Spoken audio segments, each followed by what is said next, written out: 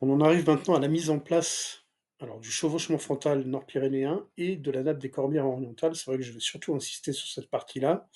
En réalité, ce grand accident, qui limite au nord, donc les chaînes pyrénéo-provençales, bon, il est continu, donc il a le même âge, à peu près partout, au moins dans le secteur qui nous intéresse.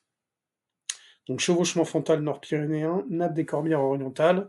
Encore une fois, la distinction, elle est, liée essentiellement à l'orientation et puis, a une structure un petit peu différente. Le chevauchement frontal nord-pyrénéen est relativement rectiligne et correspond à une poussée donc du sud vers le nord, alors que la nappe des Corbières orientales est très découpée et correspond à une poussée qui est globalement du sud-est vers le nord-ouest. On estime que l'importance du charriage dans ce secteur-là est d'une vingtaine de kilomètres. Alors en fait, on a dans ce secteur-là, un certain nombre d'éléments qui nous permettent de faire vraiment une datation très précise de la mise en place de ces structures. Voilà, on va se concentrer donc sur cette carte géologique, qui est la carte géologique de Capendu. Alors Capendu est ici, dans le dans la plaine de l'Aude, et puis donc on a ici tout le secteur qui va jusqu'à la nappe des Corbières. On va se concentrer sur cette, partie sud-est. Donc vous voyez que c'est extrêmement complexe, du point de vue géologique. Vous avez quand même ici là le chevauchement frontal de la nappe des Corbières qui apparaît, voilà, qui apparaît très clairement. Donc là, je vous l'ai souligné en blanc. Effectivement, la géométrie de cette nappe des Corbières, elle est très complexe et en fait, ça dessine des lobes. Alors, ce qu'on appelle ici le lobe de Fonjoncouze-Jonquière, du nom des deux villages qui sont là, il s'appelle parfois le lobe du Devès ou le lobe du Mont-Redon, et puis le lobe de Thora qui est ici. Donc toutes les roches qui sont au sud de cet accident ont été déplacées donc d'une vingtaine de kilomètres en direction du nord-ouest. On voit que ce sont essentiellement des roches d'âge jurassique, donc qui ont autour de 100-150 millions d'années, et qui ont glissé sur ces fameuses roches du Trias, avec beaucoup de gypse, que vous voyez ici en orange, qui forment en fait la semelle de la nappe. Encore une fois, c'est un petit peu plus au sud-est qu'on peut observer ces gypses très déformés à la base de la nappe. Et puis alors, ces roches qui sont relativement anciennes passent par-dessus des roches qui sont plus récentes, qu'on observe ici à l'avant. Donc en fait, si on veut dater la mise en place de la nappe, ben, il faut essayer de voir quel est le dépôt le plus récent par-dessus lequel elle est passée.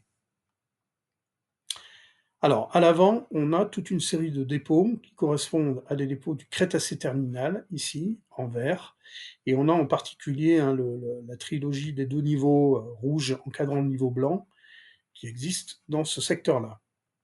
Et puis ici, ce sont essentiellement des dépôts qui datent du Paléocène et de l'Éocène, alors qui ont la particularité d'être relativement déformés. Voilà, il y a des plis, il y a un anticlinal ici dans le Crétacé, il y a un synclinal ici dans l'Éocène, donc ça veut dire qu'avant que la nappe se mette en place, ces dépôts ils ont été déformés, et puis on voit qu'ils ont ici également été décalés par une faille.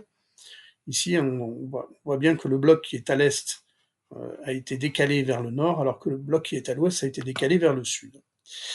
Le dépôt le plus récent qu'on peut observer ici sous la nappe, et là faites-moi confiance, il est ici. Alors c'est celui qui s'appelle E46, et alors en fait E46, c'est du bartonien.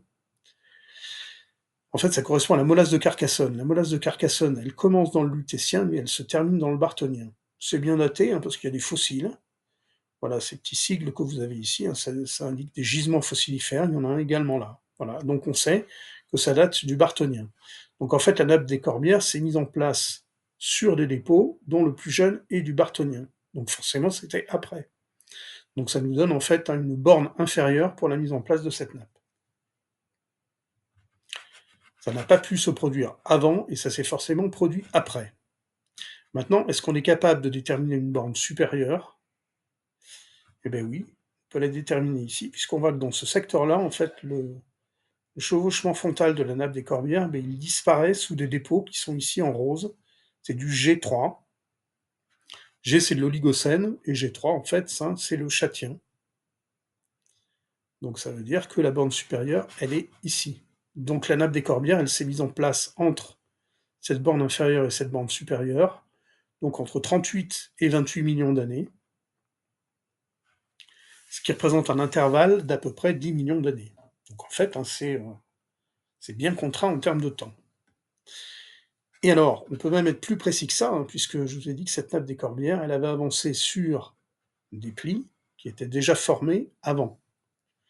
Ça veut dire que entre le dépôt bartonien qui est ici et le dépôt de l'Oligocène qui est là, il faut qu'on mette 4 événements. Le premier, c'est la formation des plis. Pour ça, il faut bien 2 millions d'années.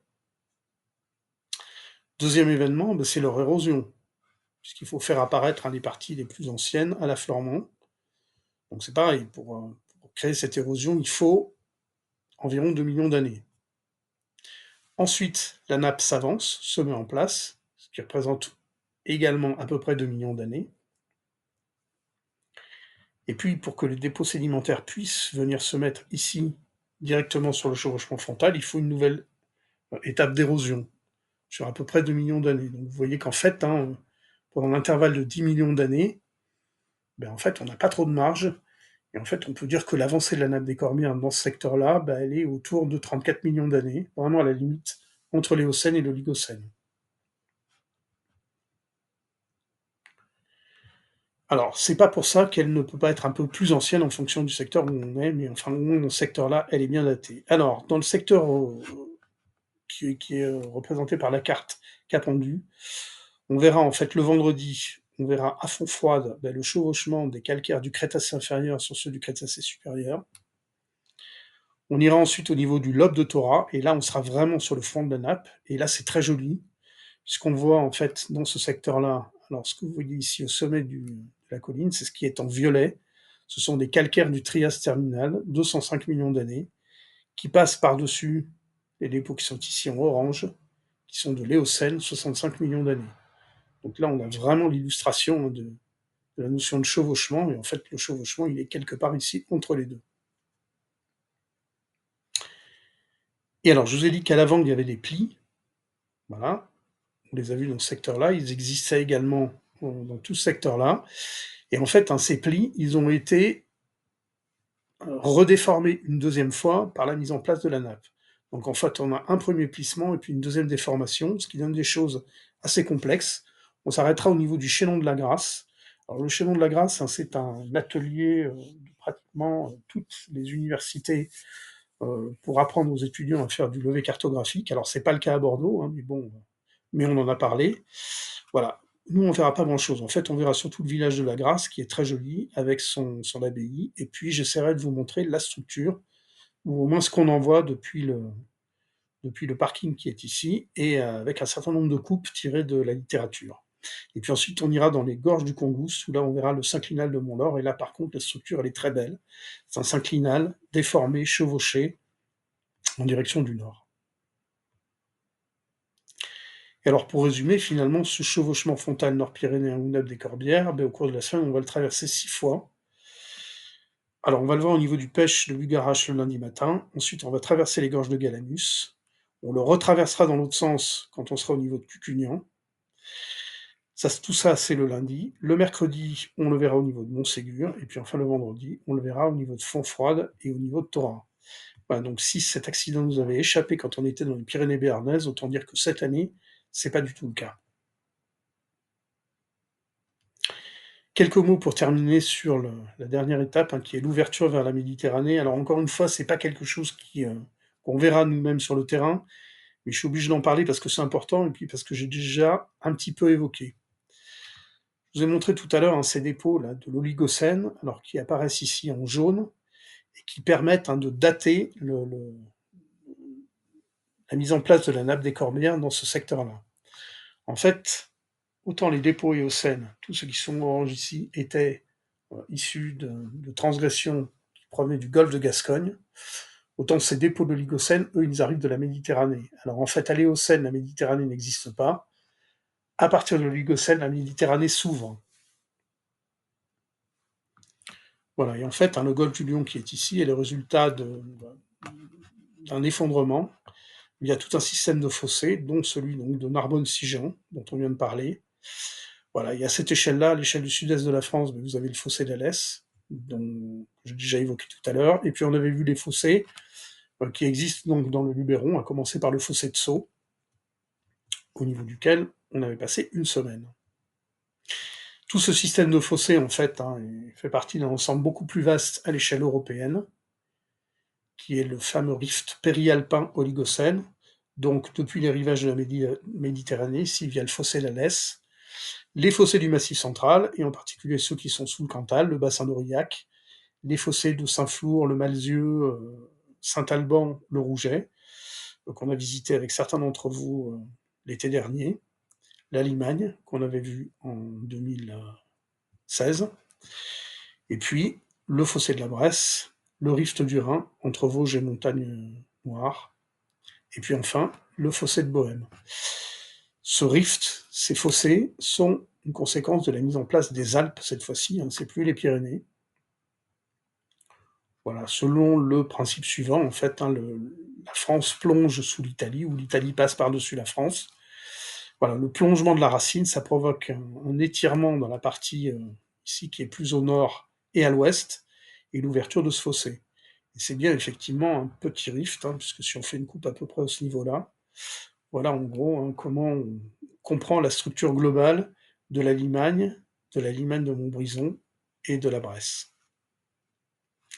Tous ces fossés sont continentaux, par contre, ils se prolongent en Méditerranée, et le prolongement de ce système en Méditerranée, voilà, c'est ce qu'on appelle l'océan liguro-provençal, hein, qui s'est ouvert en fait entre les côtes françaises et espagnoles et la Corse et la Sardaigne, à ce moment-là, à l'Oligocène. C'est une ouverture en ciseaux. Voilà, la Corse et la Sardaigne jusque-là étaient collées côtes espagnoles et françaises, et puis l'ouverture se fait en ciseaux à partir d'un pôle de rotation qui est ici quelque part dans le golfe de Gênes. Et en fait, on reconstitue assez bien les étapes de cette rotation entre la position de la Sardaigne et de la Corse il y a 30 millions d'années, et puis leur position actuelle il y a 14 millions d'années.